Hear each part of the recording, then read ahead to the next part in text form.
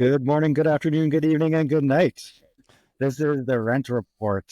My name is Hart Togman, and I'm here with my co-host, Mackenzie Wilson, talking about everything rentals. We are two self-proclaimed rental nerds chatting about the rental market. So, Mackenzie, this week we are going to talk about the affordability crisis. I think it is a timely topic. Right now, we are potentially in a recession, but we are recessionary for sure. And everyone is struggling to make ends meet. Everyone's looking for pennies under the couch cushions. And that is never more true than in the rental market, especially amongst tenants. We see this day in, day out as a property manager where people are having trouble affording rents. People are looking for cheaper and cheaper options. And I think you probably see this on both ends, screening tenants, collecting from tenants, being a landlord yourself. So let's dive in and chat about affordability and everything that is affordability in the rental market. Yeah, exactly that, Tart. And I think to add on to that, landlords and homeowners and people focusing on the do-it-yourself property management who are currently dealing with a vacancy or have a vacancy coming up very soon will need to make some tougher decisions than what we've probably been used to over the last two seasons of rentals, going back probably about 2 years now, and maybe even longer for you folks out in Ontario, where it's always been high demand, low vacancy. You just kind of pick a little bit higher price instead there. I think we're seeing a cusp of a balanced market in all the major cities. And I can speak certainly from a Alberta perspective. And there's a bit of an art and a bit of a challenge here of pricing right so you're not behind that curve, but holding on to a vacancy longer than unnecessary and being stuck with losing out on revenue. Yeah. So Mackenzie, maybe educate me as the naive Ontarian. What is happening out west in terms of rent prices, property prices, and general affordability across the spectrum? Yeah, I've been well, we're kind of in the middle of a conference season, as we put it, where it's in the fall time. All the real estate conferences do pick up across the country. I've been out in Vancouver the beginning of October. Now we're just past the middle of October right now when we're recording. And last week I was in Saskatoon at the provincial trade show for the the Saskatchewan Landlords Association, and had some really interesting conversations. There was a tech startup that I met that was based out of Calgary. They're called Trace Rent, and I was talking to their CEO, Prab, and they basically use big data analytics to help very quickly set pricing, which is really beneficial, especially in a changing market. Going back to what I talk about, you're not behind that curve when the rents are perhaps becoming balanced or even decreasing a bit. And to kind of add more color to, I guess, nationally speaking, around this affordable housing crisis and this teetering of this recession, or how it feels like a recession, but the numbers at the macro level don't show it yet, is because we've been still in this record growth of immigration in the country. That's really kept pushing our GDP forward. However, on an individual level, we're all feeling the pinch right now. And it does personally feel like a recession, even though statistically we're not technically there. I could probably, and you could probably say it as well, in a lot of the smaller areas, people are feeling it. So, and I'll wrap up with where, just back to the Alberta question, we're just seeing rents start coming down and have just crested here in October, beginning of October. So that's as fresh as it gets. And again, yeah, that's what we're seeing right now. Yeah, and in Ontario, I mean, by the data, we've been dropping in terms of the rent amounts for the last 6 to 7 months. It is marginal. It's 0.2, 0.3% monthly. And annually, the growth has slowed quite considerably. I think we're around the 3 to 3.3% annual rent growth, which is like, depending on what inflation numbers you're looking at, just kind of on par with inflation. So there's really no rent growth there. Which is, I think, actually a good thing, because that's very sustainable if you've got kind of good, steady market growth. Because if you go too far one way or the other, it is a cycle. It's going to rebound the opposite way, and there's always a correction coming either way. So being in that kind of sweet spot, you've talked about that 2.5 to 3.5%, or in around 3%, is actually pretty ideal. So if I'm someone who is looking at putting a unit on the market, I'm looking at the current rents in my area, and I should be comparing it on a unit or on a bedroom and bathroom per basis and a little bit of the square footage. But really, the bedrooms are kind of the biggest indicator I think tenants look at these days. should I be pricing at what I see other units priced at? Should I kind of be coming in $50 lower? Like, how are you guys tackling that decline right now that you're seeing? Yeah, so there's a couple different elements, but the first one is we always want to have a conversation about what the goals are for that investor, right? Some investors want absolute top market rent, especially those who've purchased multifamily and they've got numbers locked in that their investors want to see. But then there's others who are really just trying to make a mortgage payment, right? And so they don't want a single mortgage payment to come out without rent coming in. So talking about what the prime directive is really key. Top market rents don't align with speed of filling that vacancy. Yeah. Once we have that expectation, then we want to look at comparables, but in a slightly different way than we have in the past. Typically, if we've got a 3-bedroom, brand new, renovated, high end, main floor of a single family home, or even full townhouse, typically investors are going to look at comparables when it comes to quality and fit and finishes, and obviously bedrooms and bathrooms. But these days, with the affordability crisis kind of outweighing the housing crisis, tenants are really looking at what does a roof over their head cost? And that's typically how many bedrooms are there to house their family or the number of people. So we're seeing, non-traditional family units coming together to live in the space. But when we're pricing, we need to look at non-direct comparables, essentially. So if I'm a single family with, 2 parents and 2 kids, I'm typically going to be looking at a 3-bedroom family home, 3-bedroom townhouse, main floor. Maybe now I'm looking at a 2+10 basement because things are tighter. So I'm just going to squeeze it for a couple of years. So looking at the whole range of comparables is really important, because that skew of those, 2+10s may bring you down by $50, $100, $150 a month. And then, landlords are wondering why no one's inquiring to their absolute top of the range market. So you do have to price with comparables. And then the last thing is you really, really need to be more conscious on a daily and weekly basis than you used to. Beforehand, we would post a property, a couple of years ago. You wouldn't really rerun comparables for at least a couple of weeks, sometimes even a month, if the property sat for that long, and it typically didn't. Yeah. Now, in some markets with a lot of supply and some oversupply, you really need to be pricing, every few days. So if you're not getting the traction, if you're not getting eyeballs on that ad or messages or conversions, you really need to look at the pricing. And that's especially true in big urban centers. So somewhere like Toronto, if you've got a pre-construction condo that's dropped on the market with 80 other units, you really need to be conscious of what everyone else is doing, because if 10 people drop their price by $25, you're not going to get any interest while those are still on the market. Yeah. So it's much more sensitive. And I agree with you. It is good that the market is balancing a little bit, but for investors that have purchased, a year or two ago or more reconstruction, or they're finishing a renovation, it's tight. And so, you've probably had these conversations too, but you got to have a hard conversation of, you've got a new unit on the market. You may have to bleed a little bit for a year or so to get that vacancy filled, not bleed months and months of vacancy.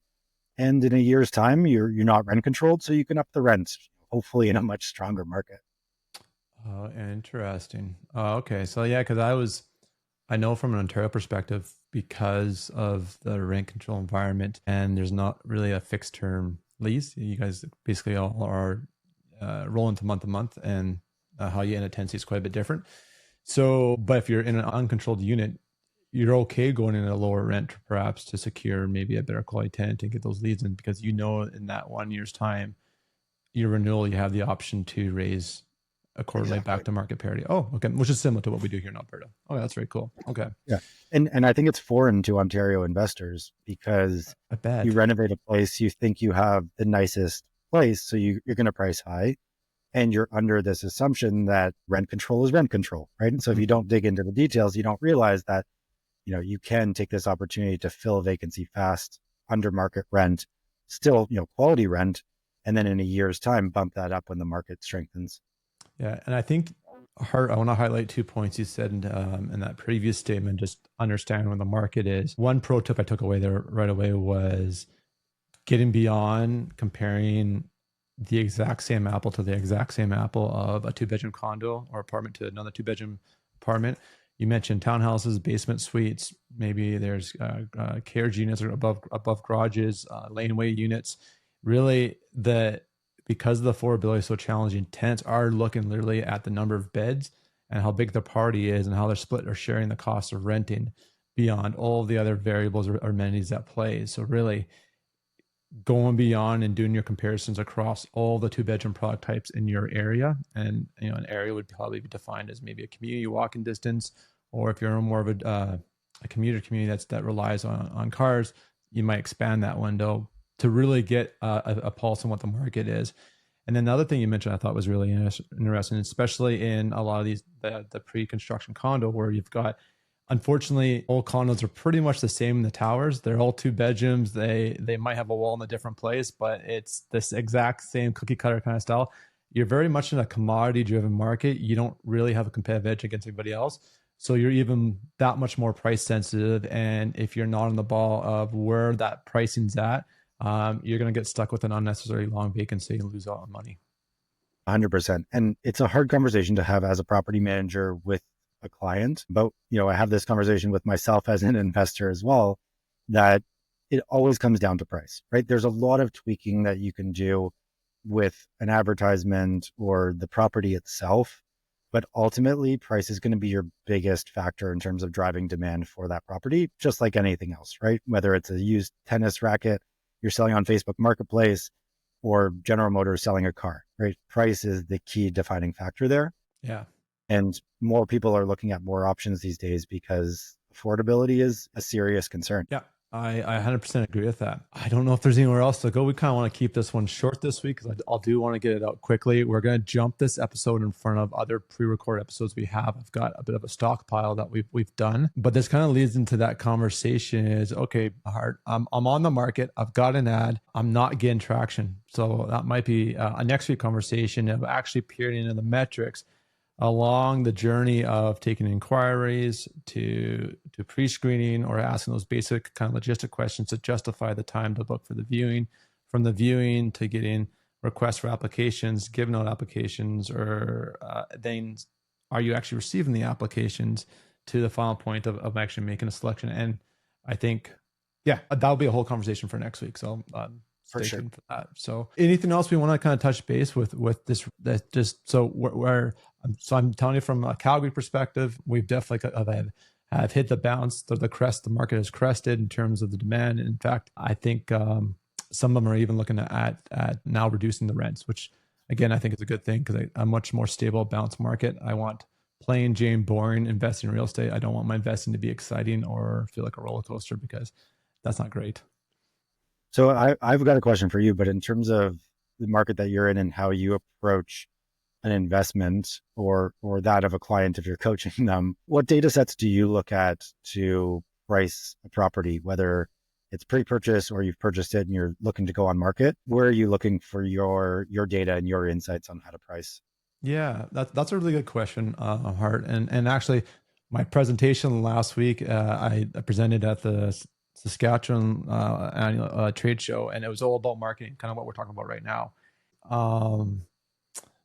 So one was knowing where to list and making sure you're picking the most popular platforms. And there's 2 big drivers. The biggest driver is just the geographical region you're in, the city, the part of the province or state. If you're American and you're listening, platforms are very much regionally based. For sure, there are some that might have popularity in a few major cities, but there's typically a platform that does really well in a certain area. And then the next biggest driver of that would be demographics. A younger clientele and students might be on a certain platform versus young working professionals, older clientele, retired people, new Canadians coming out of the country are all using different platforms. We're talking Kijiji, Craigslist, Market Facebook Place, rentals, Rentboard, RentPaster, Zumba, whatever it might be. So I always do a search to see, and I'll use various terms that match the property I have. So all of my properties are legally suited bungalows. So I've got main floor and basement suites, but I'll do, and you know what? It was good to hear what you said about comparing not only the exact same units, where if I was looking at townhouses, I'm only looking at townhouse comparables, but the same number of bedrooms on a main level or in a basement suite or in an apartment or whatever it might be. I've actually inherently have always kind of done that, because when I'll go and Google search my type of property, usually keep the number of bedrooms the same, and I'll try different search terms. So I'll try house for rent, home for rent, 3-bedroom for rent, main floor for rent, and I'll search it 4 or 5 or 6 times, and I'll look consistently when you get past the ads on the Google results. What's the top 3 to 4 most popular websites? Because that's what other people are doing. They're going to go into a new city, they're going to search for what they need, and they're going to do a search with the key terms that are familiar to them and what they're looking for. And so, as long as I use a selection or variety of terminology that describes the unit I'm trying to rent out, I'm going to understand and see what the most popular places are. What's really interesting that's just changed a little recently, Hart, I've noticed, is I did this exercise earlier this year in April and May. And I've done this lots over the years, and I've always put the caveat to this process is Facebook's this wild card, because Facebook is doesn't get indexed by Google. You have to have an account to sign in to see the news feed and all this other stuff.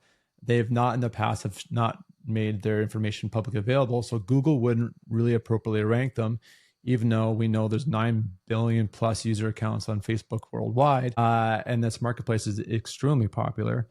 It may not rank as high as it should in the search results because it is not being able to be indexed by Google. However, I just did this exercise last week, and sure enough, Facebook was second and third when I was testing in Saskatoon. And so Facebook's got smart enough to open up parts of their platform to allow Google to index and now do search result, return it as a higher search result. Awesome. So yeah, my takeaway from that is that you're still doing a manual approach to scraping comparables and running it. And as a mom and pop, yeah, I am. I don't have so I know in Calgary, for example, Rent Faster is still pretty much king. It's really the go-to platform. And it's got a tool where it's good and it's bad. It's super slow to use. It could be a lot more user-friendly, but you can pick and choose your property type. You can pick a basement suite, a main floor, a townhouse, an apartment, or a condo. I'm sure I'm missing some other descriptions in there. And so I'll start very specific, and then I'll keep broadening my search range. And I always do like a 2.5-3 kilometer kind of radius. It kind of captures my community and a little bit of the surrounding area to ensure that I'm capturing the rents. And then I think the other biggest caveat too is, again, I'm speaking from a Rent Faster perspective, but this will definitely vary by each platform, is does the rent advertise include the add-ins? And the biggest delta always is utilities. I mean, that's another, and it could be anywhere depending on the type of property, $300 to $500 a month. And if the property's rent for $1,500, that's a 33 or a quarter discrepancy on the original pricing. So you got to be very cognizant that you're comparing an apple to apple with, they both have utilities included or not included, and how that looks. Yeah. Awesome. How about you guys? So it's similar. I think it's important to note that each platform is going to be unique in that pulling comparables manually is still kind of the best way to get recent comparables. Each platform is going to monopolize their data, right? And so they'll have their own search tool. There's not a ton of tools out there that will aggregate data properly. We've used a few in the past, like Door Insight. RentSync is probably going to launch their own. The MLS system has a half decent search function, but you still have to manually do those searches on each platform. And sometimes the best way to do it for us is to actually go in and hyper regionalize a specific unit and then create our own report essentially.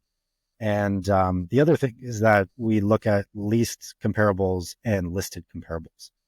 So I think it's really important to look at what properties actually leased for in the last few weeks, as opposed to just what's listed, and how long those leased comparables were on the market. Because obviously we find ones that are sitting on the market for 100, 150 days, and they leased quite high, but they were looking for that one needle in the haystack tenant who's going to pay that. Whereas 10, 20% less in market rent, rented in 5, 7, 9 days, that type of thing. Well, so on that point, I'm always curious when there are some of those investors or homeowners holding out for a very specific tenant or demographic and their price point in mind, and they take a 2 or 3 month vacancy. What's the net revenue or what's the revenue on that year versus if they had just moved quicker and filled it within the first couple of weeks, right? 100%. It's the standard conversation we have with pre-construction condos where we know occupancy is going to hit with a ton of properties. And if we just price $50, $60 less than everyone else is starting at, we will be one of the first to rent. We won't have any vacancy. And, everyone else is going to push out to 30, 60, 90-day vacancies. So you really just got to look at, that cash flow analysis. And yeah, I think the exciting thing is that there's a lot of opportunity with the market as well right now. If you look down into the States or the UK or Australia, there are more data players out there. Some of them are in contention right now with RealPage and whatnot, and don't want to get on the DOJ's bad list. No. But ultimately, I think there's opportunity in Canada right now for players to come forward and start to democratize data, to give small landlords access to better data, both listed and leased comparables. And there's room for improvement. So, it'd be cool to see that initiative pushed forward and get more accuracy of data so that we can all rent our places faster and to better tenants. Yeah. Good points, Hart. And I think one thing I picked up on too, and I totally agree with you. I think you have the advantage over me being on the property management side and actually having a large portfolio and seeing real numbers get pinned into the actual lease. Is you're right. I'm looking at what people are advertising, which doesn't necessarily mean what people are signing on the dotted line on a lease for. There's always a negotiation factor. And I always assume there's a bit of a discount in play. And yeah, speaking from experience, I've had, as I would too if I was on the renting side, I get lots and lots of prospective leads or tenants come in asking for discounts if there's flexibility in the pricing. And depending on what market condition, you may or may not have that leverage to hold steady, or you might have concessions in play. Yep. Amazing. Cool. All right. Lots of pro tips today for everyone. Yeah. A fun episode. Yeah, it'll be fun next time to talk about how to adjust your advertising to really get the best out of what's out there, because it's a different market than it was a couple of years ago. So it should be a good one. Yeah, exactly. So next episode, we'll get into, you've got a vacancy. Let's make sure it's actually executing. And there's very specific steps you can check. It's very analytical to know if your marketing is working or not, and then allow you, as you said, Hart, at the beginning of this episode, if you have to be very responsive, especially in a declining market where you are almost maybe not quite daily, but let's say every 2 to 3 days, you're probably watching the pulse and making adjustments on pricing to make sure you're not getting left behind a curve if you're in a declining or increasing market for that matter. Yeah, amazing. Okay, we'll catch you guys on the next one. Thanks for tuning in to the Rent Report.